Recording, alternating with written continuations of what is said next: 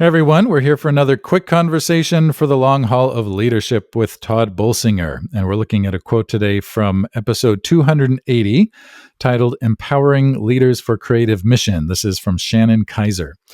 Shannon said, fresh expressions, and by the way, she's the director or executive director of Fresh Expressions North America. So here we go. Fresh expressions in the church. Fresh expressions always start with listening and being attentive to who God is putting on your heart. Fresh expressions always start with listening and being attentive to who God is putting on your heart.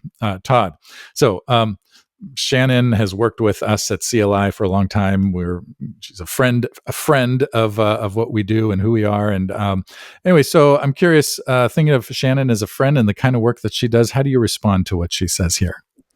Well, one of the ways I responded was just a big smile, because Shannon actually probably does that very thing that this quote talks about better than anybody I know. Yeah. Shannon, the fresh expression of the church, which is the way the church responds to a changing world, does not mean with changing the pews around or the carpet or changing the music. It actually starts with spending a lot of time in your neighborhood, a lot of time in your community, listening deeply to those folks and asking, how might God be responding to their need?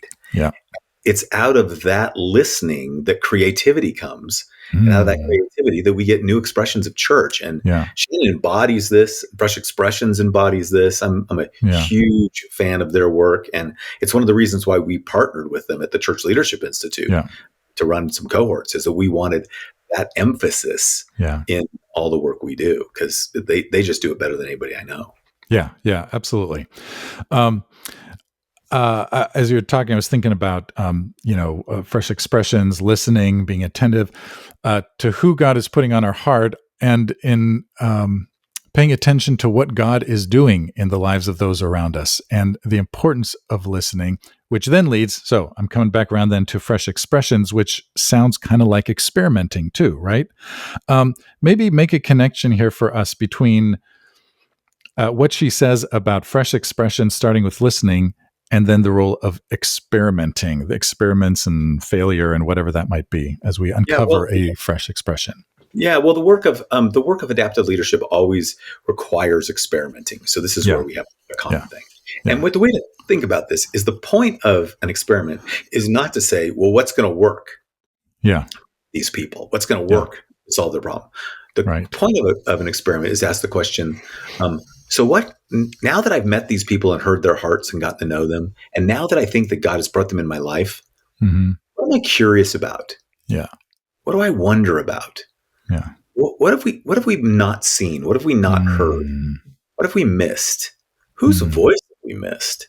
Like what really good listening leads you to more questions, not to new answers. And it's in those questions that we do experiments. So when we're doing our work with Church Leadership Institute, or I'm leading the work of my consulting group, ACEL Leadership, we always say the point of an experiment is not to ask, did it work? The point of an experiment is to ask, so what did we learn? And believing that the next thing we do will further the learning, and eventually learning leads us to new expressions of God's mission in the world.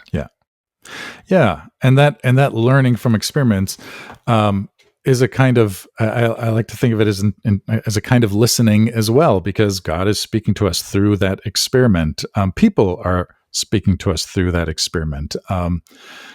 So it's just kind of interesting how, another recent conversation you and I just had, a quick conversation that had to do with listening, and just how important listening is in the work that we do, as opposed to saying, here's what we have to do because I've read the books.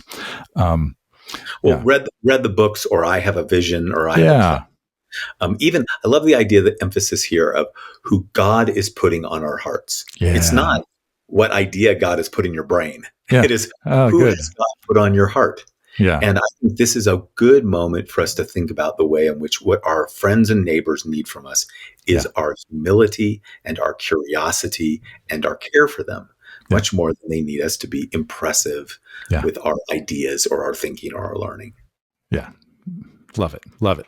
Here's what Shannon said one more time. She said, fresh expressions always start with listening and being attentive to who God is putting on your heart.